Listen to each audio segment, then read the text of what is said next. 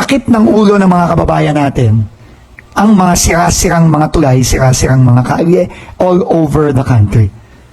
Unfortunately, imbes na ito ang gawing priority nitong mga nakaraang taon, nakaraang dekada, na talagang ayusin ang mga sira-sirang mga kalye at sira-sirang mga tulay all over the country, kung saan-saan napupunta ang pera ng DPWH.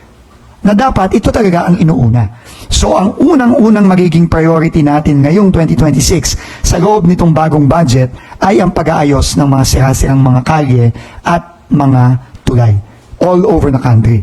And there is no highway, there is no road more important than the Maharlika Highway. Ang Maharlika Highway, mula yan, sorry to use the Itbulaga words, no? mula Aparian hanggang Mindanao. Ang Maharlika Highway. Ang dumadaan sa Maharlika Highway sa ng mga kababayan natin, milyon-milyon yan. Mula norte hanggang Mindanao. Mula Apari hanggang Mindanao. At yan sira-sira all over the country. Hindi lang sa Luzon, pati sa Visayas, pati sa Mindanao. At grabe ang kalbaryo, grabe ang hirap na dinaranas ng mga kababayan natin araw-araw dahil sa ganyang sitwasyon ng Maharlika Highway.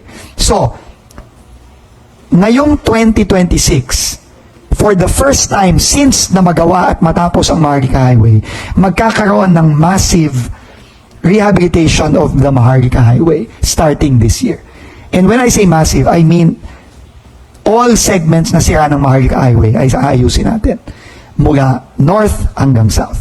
Second, na priority natin, aparte dun sa pag-maintain at pagsasaayos ng mga sira-sirang kalye at tulay, all over the country, ang daming bitin na kalsada at tulay na hindi lang taon pero dekada na ang binibilang natin.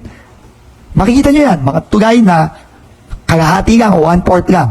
Mga kalsada na ang tagal-tagal na hindi matapos-tapos, bitin.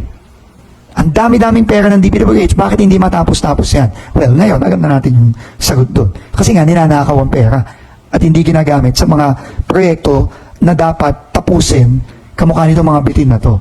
Hanging bridges natin, ang dami nito all over the country. Ito, example lang to sa Nueva Vizcaya. No? So, can you imagine yung mga estudyante natin, ganyan tumawid, ganyan pumasok araw-araw?